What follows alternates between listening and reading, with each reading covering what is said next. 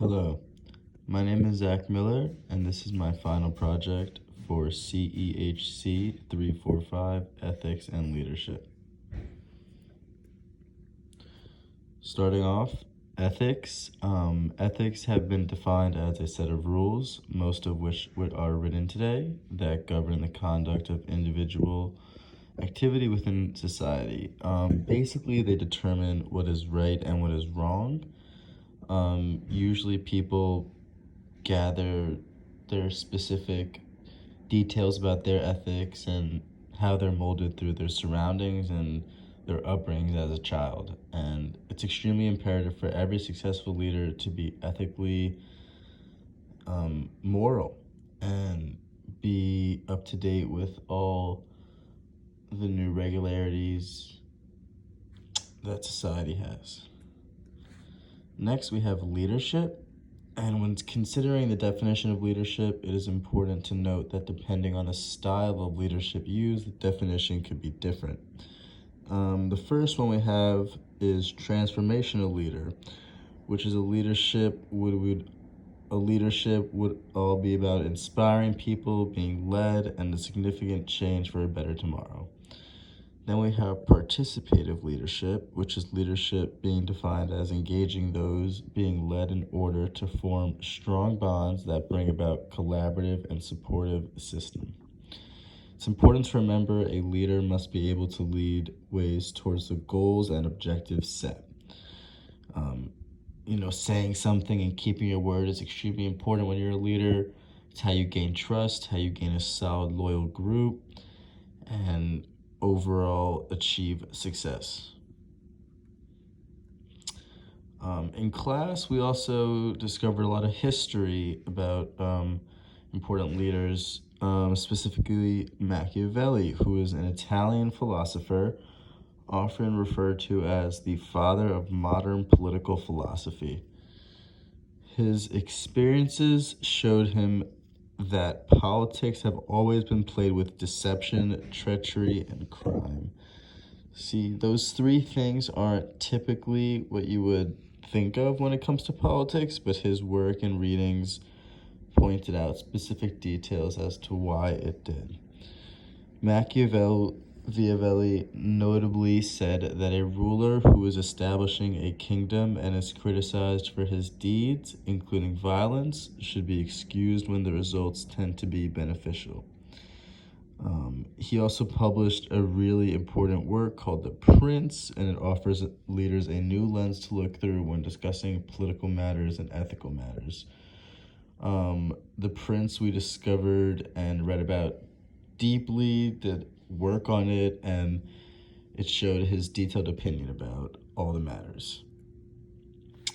One specific virtue from our book and one from the total 10 virtues would be deep honesty, which is one of my favorite and one that I think is extremely important.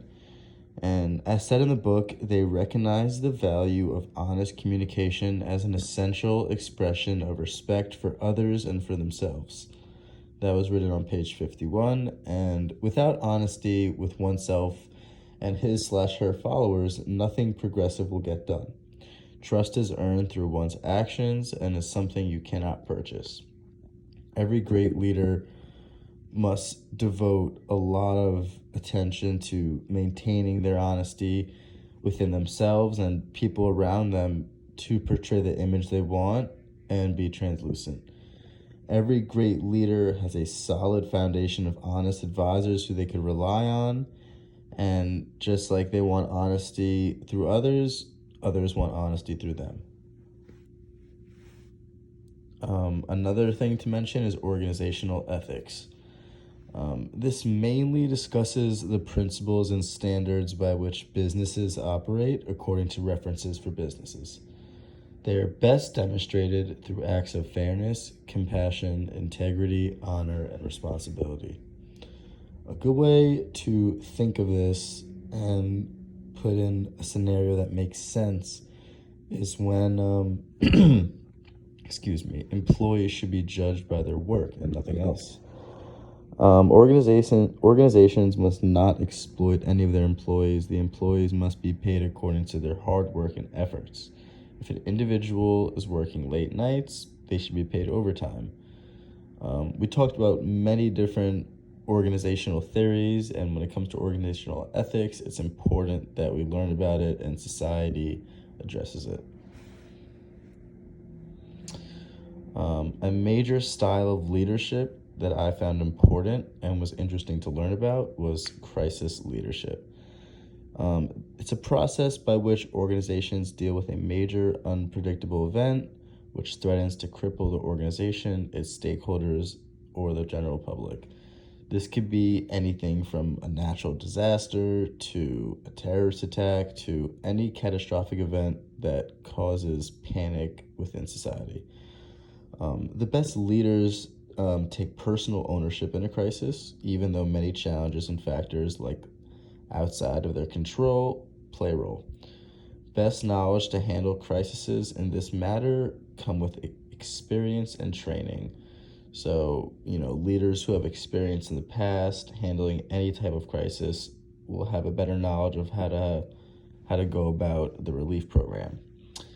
And it is always important that we understand what a crisis is and it might look like so that we are better able to detect one and put a plan into action. This was a quote from an article discussing the inner works of crisis leadership. Then we discuss meta leadership, which is a framework designed to provide guidance, direction, momentum across organizational lines that develop into a shared course of action and community of purpose among people and agencies that are doing what appears to be different work. Having good skills when it comes to collaborative work and having an opening mind and being good with communication skills are all imperative when it comes to being a good leader. Like this, with this framework, it's good to apply this when making decisions. In one of the articles we went over in class, the author writes, meta leadership has its greatest impact in situations with high stakes and high numbers of stakeholders. Scale, scope, and complexity are perspectives not generally addressed in theories primarily examining mission, motivation, or power structure, such as transactional or transformational leaders. This quote shows the importance of meta leadership and the specific outlines of what it details. Since leaders are forced to often make tough decisions that affect the lives of many, using this method and mastering it could only benefit someone in the long run. Hearing the voice of everyone else and acknowledging their opinion and being open-minded really results in a better outcome for everyone. The way that meta leadership model came to be was by observing and analyzing the work of leaders during crisis situations. We would observe their work, their style, how they went about things, and see what we could improve, see what we wouldn't do, and apply all that knowledge for the next time there's a potential crisis. Natural disasters and terrorist attacks are prime examples of what to analyze when looking at leaders from handling unprecedented crisis situations. My personal ethical topic of choice was a true story that happened to me not too long ago. My friend Bruce, I've known him for a very long time, was cheating on his girlfriend Stacy, who I happen to also be very close with. I've known Bruce since I was 7 years old, and we've been best friends ever since, and I only became friends with Stacy last year. Obviously, my loyalty stands with my friend Bruce. I've known him much longer than Stacy, but then again, I didn't know Stacy starting last year.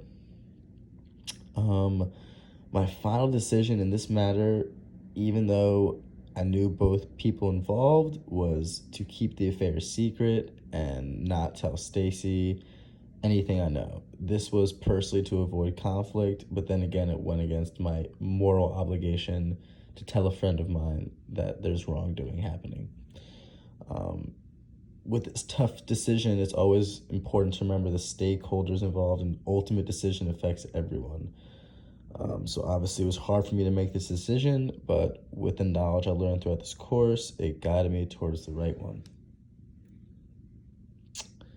Another important concept to know is adaptive leadership, which means teams and organizations need to constantly assess their actions, recognizing that they will have continuously iterate and adapt their interventions as they learn more about outcomes of decisions.